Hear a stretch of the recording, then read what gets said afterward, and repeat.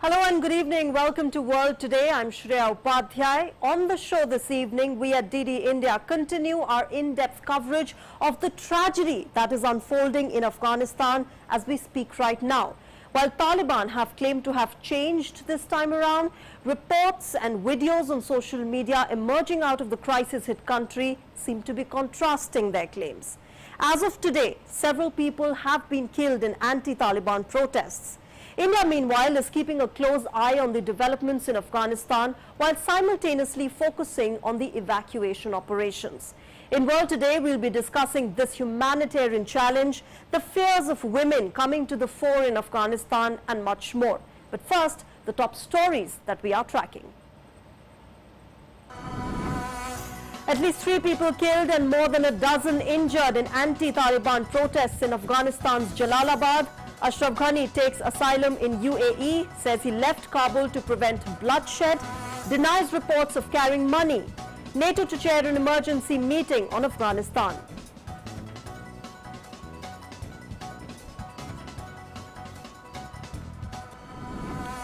Toll from the massive earthquake in Haiti rises above 2,000. Thousands of homes demolished. Funeral directors struggle to deal with the number of corpses. U.S. Coast Guard is helping rescue survivors in Haiti. Venezuela, Chile, Mexico, Panama, Colombia rush to help the country.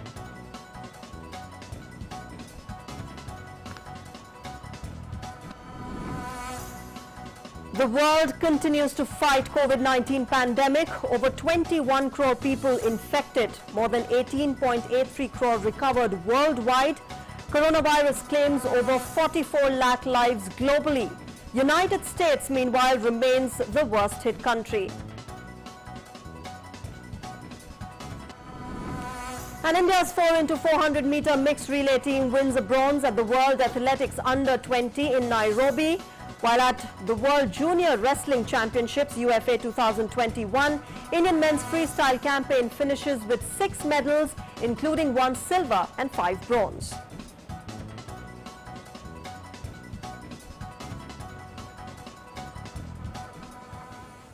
All right, let's begin World Today with the big news that we are tracking.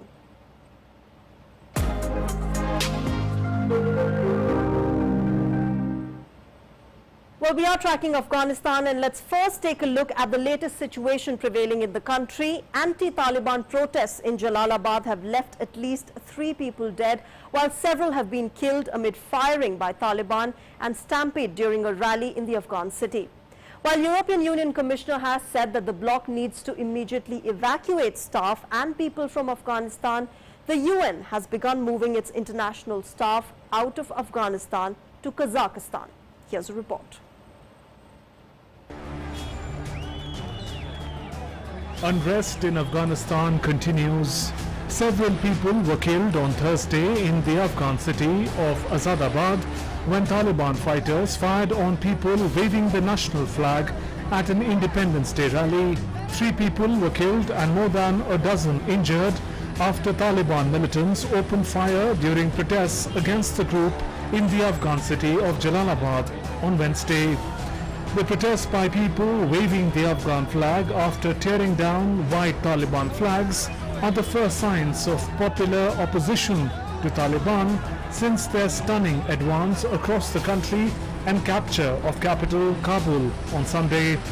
Afghanistan celebrates 1919 independence from British control on August 19th. Decades of war in Afghanistan have driven millions of Afghans out of their landlocked homeland to neighboring countries over the years. The latest turmoil saw Taliban forces retake Afghanistan in lightning speed as United States and other foreign forces withdrew, leading to chaotic scenes at the airport with diplomats, foreign citizens and Afghans trying to flee but being impeded by crowds and Taliban checkpoints. There have always been problems in Afghanistan. It's been unsafe for almost 50 years. Now the problems are getting worse after the Taliban came, took control of Afghanistan and becoming the only lawmaker. The situation is very dangerous for us.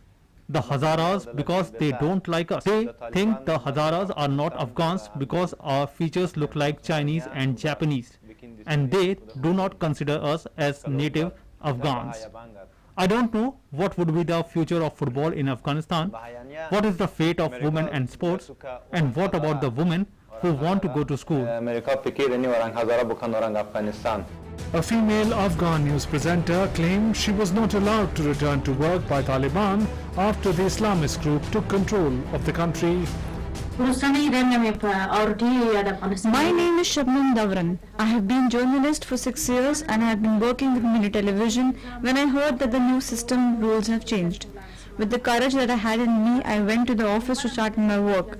The current system soldier didn't give me permission to start my work. They told me that the regime has changed. You are not allowed, go home. I am asking the world to help me because my life is in danger. Residents in the central Afghanistan town of Baghlan and Markaz say that prices are rising and businesses are under stress after Taliban took control of the country. This province has been under Taliban control for the last 3 months. At that time, there was peace and business was good. After the Taliban took control of all of Afghanistan, we are facing difficulties in our business. But we hope the Taliban will control the situation with peace soon. Former Afghanistan President Ashraf Ghani on Wednesday made his first appearance since leaving Kabul on Sunday as Taliban encircled the capital. Speaking from exile in the United Arab Emirates, Ghani said he had left Kabul to prevent bloodshed. Afghanistan must resume its journey towards peace and tranquility. I tried to go to the Ministry of Defense for help, but my guards informed me that my life was in danger as Taliban gunmen were already at the palace gates. There was not much of choice. I either had to stay or go. I could have stayed and started a war, but I had a responsibility to my people, and I didn't want to start a bloodbath like in Syria and Yemen. After I left the country, the Taliban and unknown persons who do not speak any of our country's language entered the palace. If I had stayed, I would have been executed in front of people like Najibullah. I would be hanged in front of my people and the great shameful historical tragedy would happen again. I did not want to disgrace Afghanistan. I will share the details soon. To those who say I ran away from Afghanistan, please do not judge me without knowing the whole situation. I welcome the peace talks that Abdullah and Hamid Karzai are conducting and wish them success. Thank you again to all the security forces. I'm not and was not going to flee. I was saving the people as best I could. I'm currently in the UAE to prevent and try to make decisions that would bring me back to Afghanistan without consequences. Evacuation is underway in full swing from the war-torn Afghanistan. US President Joe Biden said that he will keep US troops in Afghanistan until every American is evacuated. The idea that the Taliban would take over was premised on the notion that that somehow the 300,000 troops we had trained and equipped was going to just collapse. They were going to give up. I don't think anybody anticipated that. Meanwhile, European Commissioner for Home Affairs Ylva Johansson on Wednesday said the bloc needs to immediately evacuate its staff and people. We have to avoid that people start on very dangerous journeys irregularly arriving at the EU borders. We should not wait until people stand at our external border. We need to help them before that. I have asked the member states to step up on resettlement. There are people that have been working for fundamental rights, for journalists, for example, and others in Afghanistan that now are under threat and really need to be resettled in safely to the European Union. This situation in Afghanistan, it's not possible to send people back to Afghanistan in these days. It's not safe. European Union also issued a joint statement on the situation of women and girls in Afghanistan. It said European Union is deeply worried about Afghan women and girls, their rights to education, work and freedom of movement. It called on those in positions of power and authority across Afghanistan to guarantee their protection. Afghan women and girls, as all Afghan people, deserve to live in safety, security and dignity. Any form of discrimination and abuse should be prevented. International community stand ready to assist women and girls in Afghanistan with humanitarian aid and support to ensure that their voices can be heard. It said it will closely be monitoring how any future government ensures rights and freedom that have become an integral part of life of women and girls in Afghanistan in the last 20 years. The United Nations has meanwhile started moving up to a third of its international staff out of Afghanistan to Kazakhstan, but stressed the world body is committed to staying and delivering in support of the Afghan people in their hour of need. United Nations has about 300 international staff and some 3,000 national staff in Afghanistan. World Today Desk, DD India.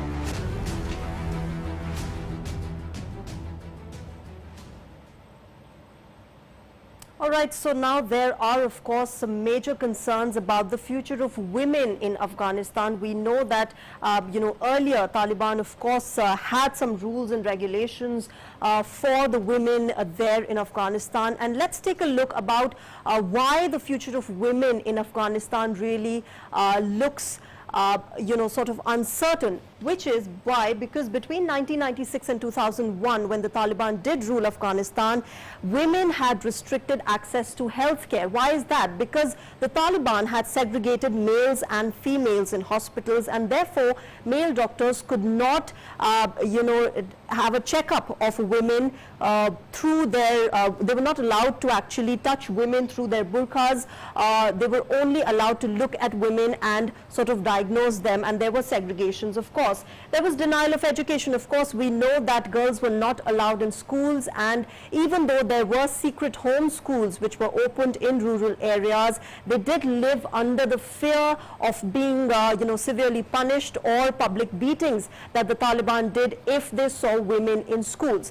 Now, the restriction on movement, women had to be always accompanied by a male. Now, this is something that really pushed women towards isolation, because most of Afghanistan families have a lot of widows, because the males have really given up their lives in the several conflicts that Afghanistan has seen. So, one of the things that led to women's isolation more and more was that there was restriction on movement, and even though they had, they were allowed to go out, that wasn't without their male counterparts or a male relative. Now, there was also a dress code, memories of which are still fresh. There were public beatings, there were executions. Remember, this time around, the Taliban, during its press conference, has said that burqas are not mandatory, but hijabs are. But really, what we are seeing coming out of the crisis-hit nation right now, the reports, the images, the visuals that are coming out are contrary to what the Taliban claims. The burqa has been made mandatory. Now, the other oppressive rules, of course, that Taliban rules saw during those times were, for example, they suggested a woman received severe beating for buying ice cream and eating it in public. Now, there were several other bizarre, absolutely bizarre punishments that were given to women, which related to wearing nail polish, or, heading and taking a taxi without a male relative, and homosexuality was a crime. And there were public beatings and executions for it. So really, all of these concerns, of course, made women really worry about their future, and they still do, because of the kind of history that the Taliban has had in Afghanistan when it comes to women. Now, to discuss more on the situation that is prevailing in Afghanistan and the crisis hit there, and of course the future of women there, I am joined by a panel of guests. I'm joined by Mr. Vivek Kaju, who is the former Indian ambassador to Afghanistan, and I'm also joined by Professor Harshvardhan Pant, who is the distinguished fellow at ORF. Thank you, gentlemen, for joining us on World Today on DD India. Ambassador Kajju, I'll start with you since you did serve in Afghanistan. You know, one of the major challenges, one of the major concerns that is emerging out of Afghanistan today is the future of women. Now, while Taliban did claim in its press conference that they did recently that, you know, women have all the rights that they want, but under quote-unquote Islamic Sharia law and quote-unquote wherever they're needed. So this kind of grey area does leave a lot to think about when it comes to the future of women. From your experience, you know, help us understand how women were really in what kind of situation and what really the future holds for them now that the Taliban has taken the lead in Afghanistan. Look, the current situation in Afghanistan is marked by an absence of central authority. There is a vacuum in Kabul. The republic has collapsed. The Taliban have succeeded militarily. They've captured the major cities, they've captured Kabul. And as of now, they have not formed a central government. Negotiations are obviously on for this purpose between the Afghans and I imagine between some regional countries and influential international countries. Now, such a period is inevitably in all situations like this, but more so in the case of Afghanistan, is marked by confusion, by contradictions, as well as by contention.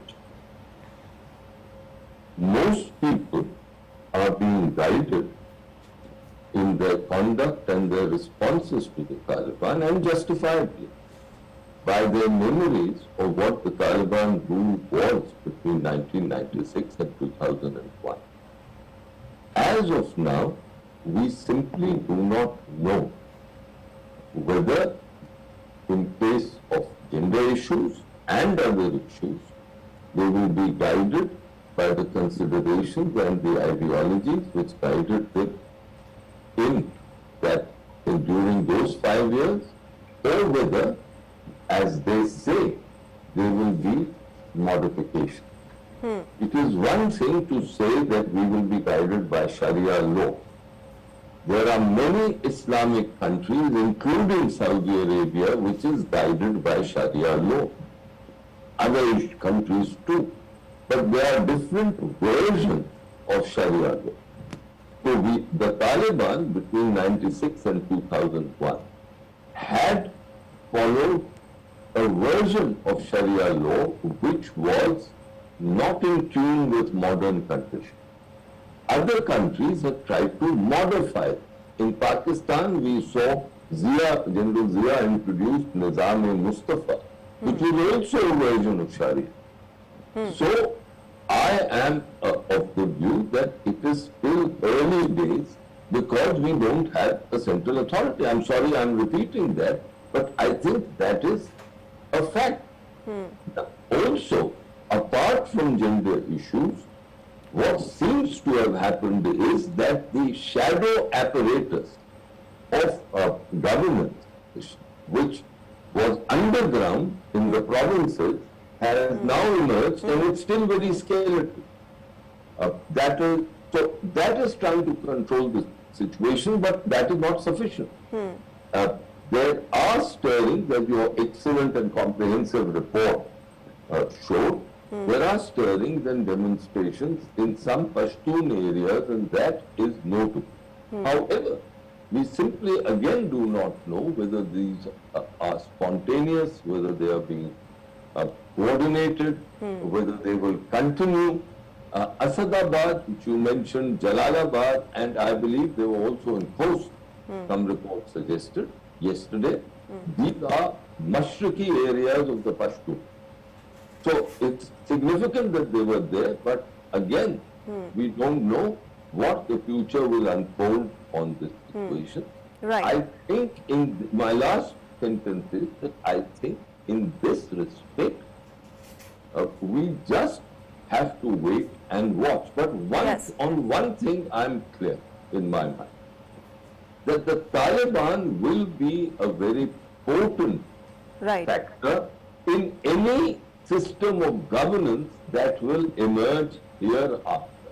Absolutely. In Afghanistan. All right, Professor Pant, you know, I'm going to come to the dynamics of the tribe playing out in Afghanistan later, but you know, this couldn't have been, 19th of August couldn't have been a more ironic day, because today is World Humanitarian Day and it's also Afghanistan's Independence Day. And we know that we are witnessing one of the worst humanitarian crises we've seen in recent times. But we're also seeing a lot of brave Afghans coming out. You know, the videos that are coming out of Afghanistan are really showing, you know, even if it's like a group of 4 or 5 women, they are out there, you know, holding placards and protesting and asking for their rights by Taliban. There are men out there who are carrying the Afghan national flag on the streets, surpassing Taliban, despite the Taliban using, you know, firing gunshots in the air. Do you see this kind of uprising sort of gaining momentum and sustaining itself in the coming days? Well, you know, I would agree with Ambassador Khartoum that it's too early to assess whether this is sustainable. But I think what is impressive is that given what Taliban represents and has represented in the past, in particular, that what has happened over the last 2 decades, there is now a constituency in Afghanistan that believes in some of these rights, in some of the fundamental values, despite the challenging environment they are facing today. And especially, I think, women to come out in this manner, to, you know, even if it's very modest, one video here, one challenge there. There was one women governor, former female governor of Afghanistan, who openly came out and said, and she was taken, she was made a prisoner later on, as far as I can see the reports. I think, you know, that is something that is quite extraordinary, and you know, in the present circumstances, where I think those who at one point claimed to be bringing freedom and liberty and all that to Afghanistan have abandoned ordinary Afghans. So I think that is, in some ways, the spirit of Afghanistan that one wishes would remain alive despite the challenges. And you know, whether Taliban become from 1.0 to 2.0, whether they change their behavior, whether they do not change their behavior, I think the reality is that those, especially those who have lived through the first phase of Taliban's rule, very understandably will be very wary of what Taliban is saying. The proof of the pudding is in the eating. Taliban can say all the nice things today. They can do sophisticated press conferences, a very slick PR operation. But at the end of the day, what they do on the ground would matter. And you know, at the moment, it's a very contradictory picture, because when they were coming to Kabul, all the way to Kabul, they have been using all kinds of regressive measures. You know, there were reports of in provinces Taliban asking young girls to marry their fighters, pushing, you know, with a certain kind of degradation of women and children that they are known for in the past. So they have done that even in recent past, but suddenly in Kabul they are talking a moderate language, because I think that they have been told to do that, and they also understand that it is in their interest to do that. So I think a lot of it would depend on what they do in the future, but as you said, it's very impressive, it's very, I think, heartening, and it's also in some ways it tells you that perhaps with all the challenges that Afghanistan is facing, with these, with these, ordinary Afghan men and women still defying the odds and still in their own way challenging Taliban or any other authority for that matter, and making a case for a united Taliban, perhaps that idea would live forward and will help, I think, eventually as various stakeholders gather around the table, and as these negotiations reach to some kind of a conclusion towards government structure. Hopefully, this sentiment will also not be ignored, that now in Afghanistan, after 2 decades, there is a sentiment for greater liberty, greater rights for women and minorities, and greater sense of what perhaps use of force only cannot achieve in political terms. So I think these are interesting and important developments, and as a neighbor, and as someone who one has looked at these developments for the past several decades, can only welcome these with a degree of Right. the degree of satisfaction. Professor Pant, talking about the abandonment of the common Afghani, we also know that tomorrow is a crucial NATO meeting. But at the same time, there have been talks about how there has been the Western powers have been very limited in their response towards the crisis panning out in Afghanistan. And you, in fact, have recently written an article called Shaming of the Western Liberal Order, where you do talk about the limits of the Western power. How far do you think this NATO meeting would have an impact, and how crucial do you think it is? Well, I think it is crucial in the sense that there are, in the West, there is a sense that perhaps the only way forward now is to present a united front and to, whether you engage the Taliban or in what form do you engage the Taliban. I think there is a sense that the Western countries should take a united stand. So I think in that sense, this NATO meeting would give us some clarity on what perhaps the convergences and divergences are within the Western world. But I think we are still, at the same time, we are looking at a regional change or at a change in the tone and tenor, which I think is, is quite interesting, where you have, for example, British Chief of the Defence Staff saying that, look, Taliban have to be given some time and space to organize a government and that we should wait and watch before we pronounce a verdict. So there are contradictions even within countries where you have the British Prime Minister who has said that we will wait and watch and not unless human rights are addressed, we can't really move forward. And there are those even in Britain who are saying that, well, we need to reach out to the Taliban. So I think as Ambassador Kaju said, Taliban is the most important actor on the ground, and for every country, for every major power, that is the reality they are facing. How they engage with that reality, what form it takes, I think some sense we might get from tomorrow, but I think it's still very early days, and as you were discussing, there are changes on the ground with every single day, and how Taliban conduct themselves, how they engage, even at this stage with their minorities and with their women, I think on that would depend a lot of global reaction. So hopefully tomorrow we will hear something which will present a united front, but I think it's a long way still to conclude anything, to say anything conclusive. Right, we'll have to see how that pans out. Ambassador Kaju, President Joe Biden just gave his first televised interview after pulling out the decision to pull out of Afghanistan, where he said that this was an unavoidable chaos, quote unquote. Remember, how the US has been blamed for this botched up withdrawal. All right, I'm afraid we are short of time. I'd like to thank both our guests, Professor Harshvardhan Pant and Ambassador Vivek Kaju, for joining us and helping us understand the situation better. All right. Moving on, External Affairs Minister Dr. S. Jaishankar paid homage to UN peacekeepers at the UN Peacekeeping Memorial at New York. An MOU was signed between India and United Nations in support of the Partnership for Technology in Peacekeeping. External Affairs Minister said that peacekeeping is one of the most effective tools to maintain peace and security.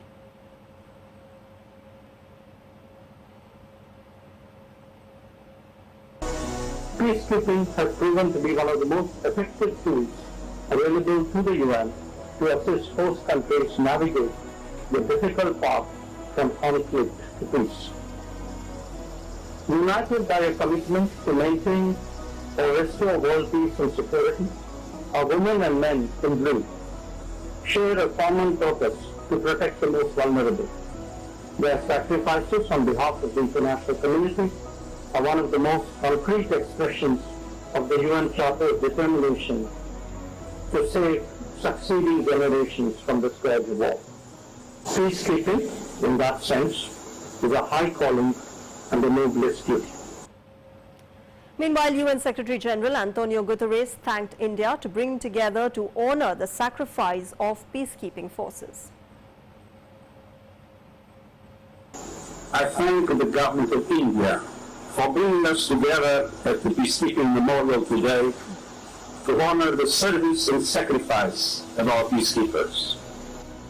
More than 1 million men and women have served under the blue flag of the United Nations since 1948.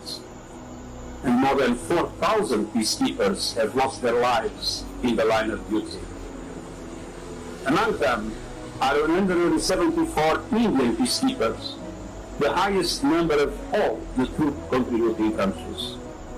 We are forever grateful for their service. Moving on, the death toll from Haiti's last week earthquake has crossed the mark of 2,000. Hospitals are crumbling to cater to the injured, which are over 9,000 people. Funeral homes are struggling to deal with the number of corpses, and there is mayhem everywhere. Amid this, impatience has grown among a large section of people who have been left without home or food. More in this report.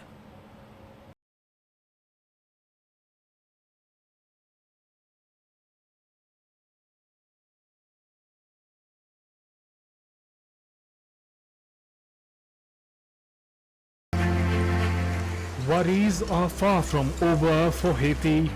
The Caribbean nation is crumbling as the death toll from last week's massive earthquake continues to rise with each passing day.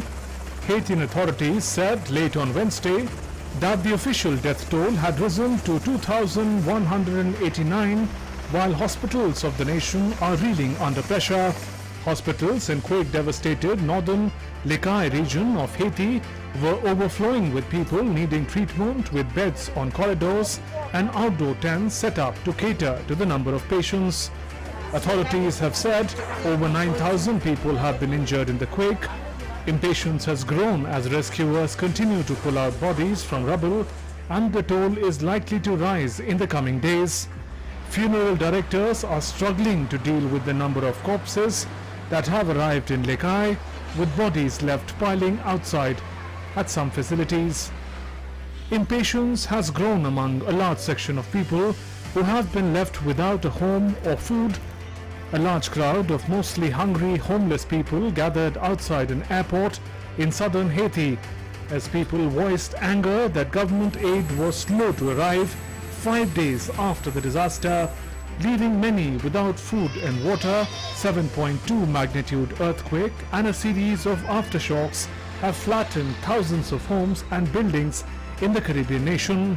The earthquake has left over 13,600 houses destroyed, while major damage has been caused to churches, hotels, hospitals and schools. People don't get any help. The things they bring are given to people who are in other shelters. We have nothing. We are abandoned here. We are asking for aid for all the people who are here.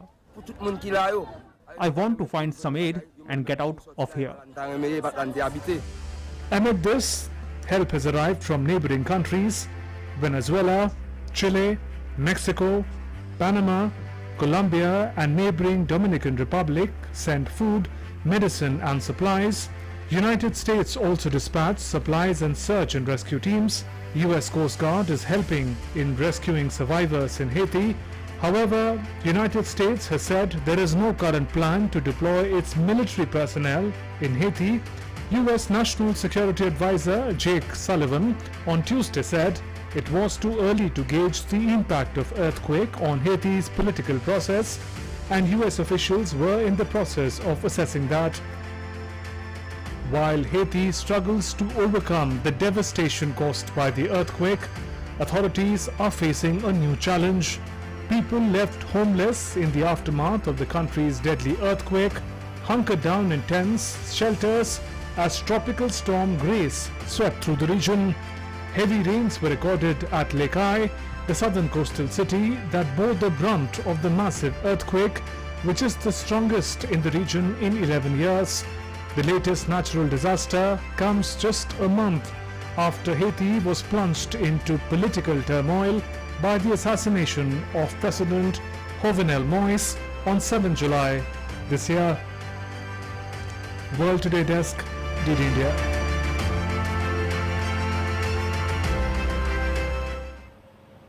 After that, let's take a look at the latest COVID-19 numbers from across the world. The world continues to fight against the COVID-19 pandemic. Over 21 crore people have been infected by COVID-19 so far. More than 18.83 crore people worldwide have recovered from the virus. Over 44 lakh people have lost their lives to the virus globally. United States, meanwhile, has remained the worst hit country since the beginning of the pandemic. The cases have seen a surge again in the country. They have reported more than 3.8 crore cases so far, while the death toll in US has surpassed 6.41 lakh.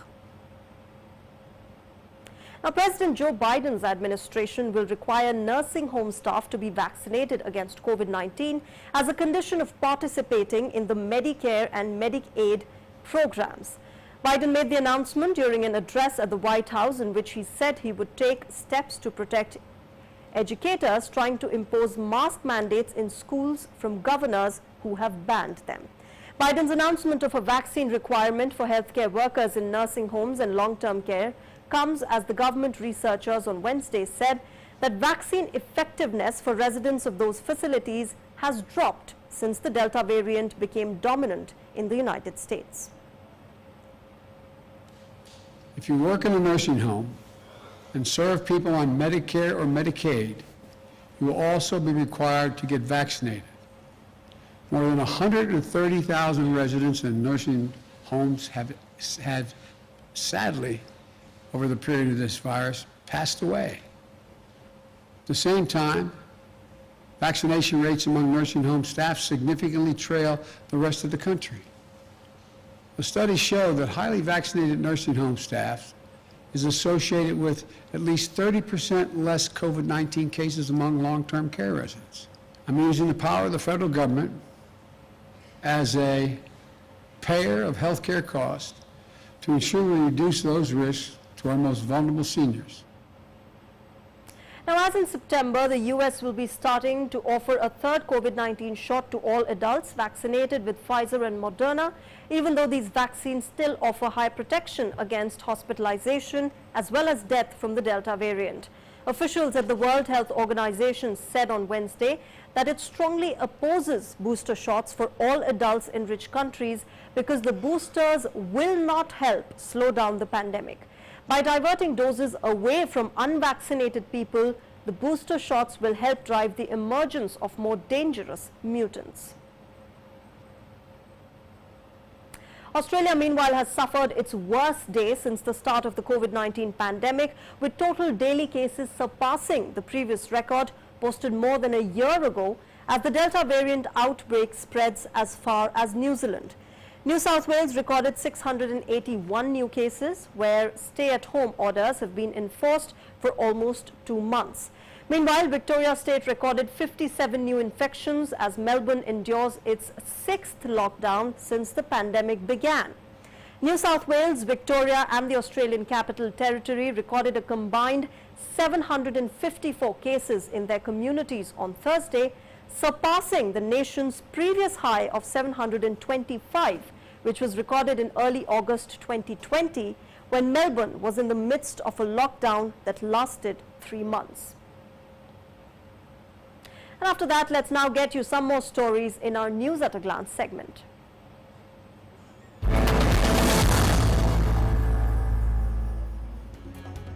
In Argentina, thousands of Argentines protested throughout the country on Wednesday to demand work for the unemployed and better housing conditions.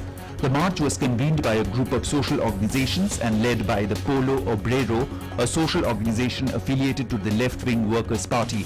Protesters are also asking for more social programs, public works and assistance at soup kitchens. With climate taking catastrophic turns all over the globe, wildfires have been raging in various parts of the world. Firefighters battled flames from Caldor Fire east of Sacramento, California on Wednesday, with helicopters making multiple water runs from Jenkinson Lake. 2 weeks after the Dixie Fire destroyed most of the Gold Rush-era town of Greenville, the Caldor Fire, a few miles southeast, exploded through tinder-dry trees and ravaged Grizzly Flats, a forest community of around 1,200 people. Fire officials on Wednesday estimated that at least 50 homes had burned in the area since the fire erupted on Saturday, and 2 people were hospitalized with serious injuries. California, which typically experiences peak fire season later in the year, was on pace to suffer even more burned acreage this year than last year, the worst fire season on record. Firefighters battled roaring wildfires in the Var department of France on Wednesday. Wildfires ripped through a forest near the southeastern French commune of Vauban. On Wednesday, local authorities reported the wildfire burning in the hills behind Saint-Tropez since Monday had killed at least 2 people. The wildfire, covering 7,000 hectares, injured 22 people, 19 of them due to intoxication, according to a local official. 5 firefighters also suffered minor injuries. High temperatures and strong winds forced local authorities to evacuate around 7,000 people from homes and campsites, many to the safety of municipal buildings and schools. Fires were raging in Argentina's Cordoba province on Wednesday morning, prompting evacuations and threatening to destroy homes. Argentine firefighters from 6 fire stations struggled to control wildfires in Intiaco, San Clemente and Potrero de Gore to prevent the flames from approaching residential areas. According to local media, 100 people have been evacuated from Potro de Gore, 770 kilometers from Buenos Aires, while the flames have destroyed 40 homes. Cordoba's government warned of an extreme risk of fires throughout the province amid the dry and windy weather. World Today Desk, DD India.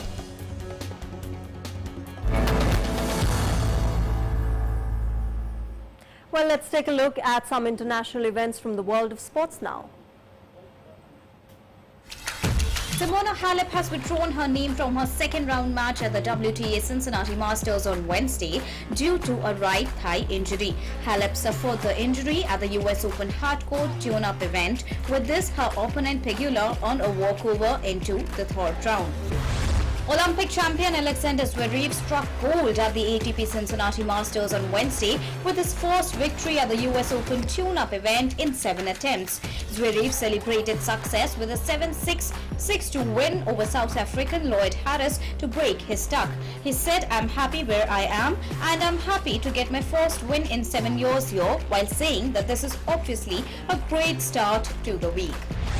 World number 1 Ashley Barty progresses to the Western and Southern Open last 16 with victory over Britain's Heather Watson in straight sets on Wednesday. Barty broke serve 3 times and won 84% of her 4 serve points to claim a 6-4, 7-6 win in an hour and 46 minutes. The Australian next meets 14th seed and defending champion Victoria Azarenka of Belarus. Andy Murray is out of the Cincinnati Masters after a straight-set second-round loss to 9th seed Hubert Hurkacz. 2-time champion Murray lost a tie-break in the first set before being broken late in the second by his Polish opponent. The 24-year-old Hurkacz will now face Spaniard Pablo Carreno Busta in a bid to make it to the quarterfinal, as he will look to win a 4th career title. Speaking after beating American teenager Coco Gauff at the Cincinnati Open on Wednesday, world number 1 Naomi Osaka says she felt ungrateful at times last year for being unable to appreciate her success. She further said that "I wonder what affected me and made me not want to do the media." And top seed Daniil Medvedev will next play former world number 3 Grigor Dimitrov, against whom he holds a 2-1 ATP head-to-head series lead. They most recently played in the semi-finals of the 2019 US Open, where Medvedev triumphed in straight sets. At Cincinnati, Medvedev claimed his maiden Masters 1000 crown 2 years ago, and he has now won 7 consecutive matches at the Lindner Family Tennis Center. Tokyo 2020 silver medalist Maria Andrzejczyk from Poland has auctioned off her medal to send an 8-month-old boy to Stanford University for a heart surgery. Sapka, a Polish star chain, won the auction with a bid of $125,000 and then returned the medal to her. After an amazing performance by men's hockey team at Tokyo 2020, the team has now climbed up to the 3rd position in the FIH ranking in men's hockey world category. Mercedes have announced they will withdraw from Formula E at the end of the 2022 season to concentrate on Formula 1. The news comes 3 days after Mercedes EQ secured the all-electric series teams championship and drivers title during the final race in Berlin. German manufacturers Audi and BMW left the sport last Sunday, having announced their departures early this year. Mercedes sealed their 7th F1 Constructors title in a row in 2020. Well, after that, it's time for Beyond Headlines, where we bring you stories that make news but not headlines.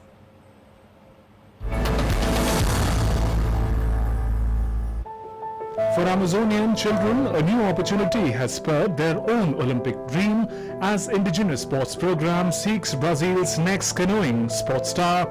These indigenous children are at home on the water, where they regularly fish and travel in family canoes.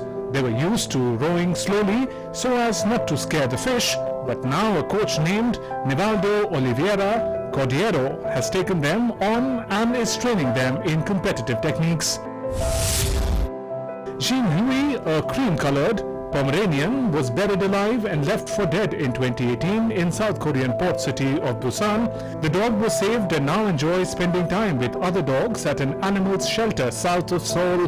But not every pet is as lucky as Jean Hui. Animal abuse is rising in South Korea, to tackle which Chung Jae-min, the Justice Ministry's Director General of Legal Counsel, plans to pass an amendment to the law which will do away with the clause that treats animals as object. The amendment, that is likely to be passed during its next regular session in September, would make South Korea one of a handful of countries to recognize animals as beings with a right to protection, enhanced welfare, and respect for life. In northern Nigeria, some men keep hyenas as pets or perform with them at festivals, but one traditional leader says the culture is dying as it clashes with modern ideas about animal welfare. Keeping wild animals as pet is ingrained in northern Nigerian culture. Amid this, Shinedu Mogbo, who founded the Green Fingers Wildlife Conservation Center, believes keeping hyenas as pets is devastating the ecosystem. To shouts of "rip his head off" and "oh my god," gladiators in medieval armor battle it out with steel swords and axes one Saturday a month in New York's Central Park. In one-on-one matches, members of Gladiators New York City wear helmets, chainmail, and full armor weighing up to 100 pounds. They bash each other in the head with real weapons and violently kick, punch, and throw each other in dirt, using full contact mixed martial arts techniques in 3 one-minute rounds. In melee matches, up to 4 knights fight to the finish until one is left standing. Gladiators NYC is the flagship program for free martial arts and fitness non-profit Santa's Knights, founded by 40-year-old Damian de Grazier 8 years ago. Ninjas fascinate children and grown-ups alike. This ninja culture has been a part of Japanese history. Now it has spread to Egypt, thousands of miles away from the home of ninjutsu martial arts in Japan. A ninja lover and trainer is performing fascinating moves and tricks, this time in the green fields of Egypt's Nile Delta city of Jagazig, clad in ninja's traditional dark garb. 45 years old, Egyptian trainer Abdelkader Ahmed made his childhood dream a reality. A Buddha ninja also trains young civilians in parkour and breakdancing and still spends most of his time outdoors with his swords practicing the sport he loves. 19-year-old pilot Zara Rutherford took off on Wednesday at the start of a 51,000-kilometer bid to become the youngest woman to fly solo around the world. Rutherford departed from Kortrijk, Belgium airport in the western Belgium in a Shark Ultralight, the world's fastest micro-light aircraft. The British-Belgian flyer hopes her voyage will encourage more girls and women to study and work in science, technology, engineering and mathematics, and spark girls' interest in aviation. Boston Dynamics humanoid robot Atlas has been showing off its new skill, parkour or free running. A new video shows Atlas leaping over obstacles, doing backflips and even falling flat on its face during practice runs. Atlas stands 5 feet tall, weighs some 86 kilograms, uses hydraulics and battery-powered electric motors for movement, and has 3 onboard computers. It is designed to be used as a research and development tool, and its Boston Dynamics team are encouraged to push it to the limit. The remains of the late freedom fighter Hong Byung-do have returned home after 78 years. South Korean President Moon Jae-in bestowed the highest honor, Order of Merit for National Foundation, to the General In a ceremony, the government has granted posthumous Medal of Honor to General Hong Byong-do, who led battles against colonial Japan. This comes after his remains were returned from Kazakhstan. Hong was laid to rest at Daejeon National Cemetery on Wednesday morning. World Today Desk, DD India.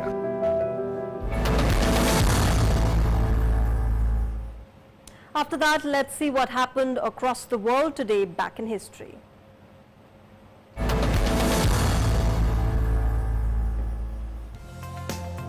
On this day in 1934, Adolf Hitler was given the title of Führer. With the death of German President Paul von Hindenburg, Chancellor Adolf Hitler becomes absolute dictator of Germany under the title of Führer or leader. The German army took an oath of allegiance to its new commander-in-chief, and the last remnants of Germany's democratic government were dismantled to make way for Hitler's Third Reich.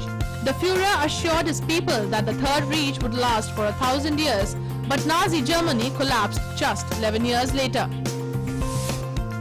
On the same day in 1953, Iranian Prime Minister Mohammad Mossadegh was overthrown in a coup and the Shah returned from exile in Italy. Mossadegh had sought to audit the documents of the Anglo-Iranian Oil Company and to limit the company's control over Iranian oil reserves.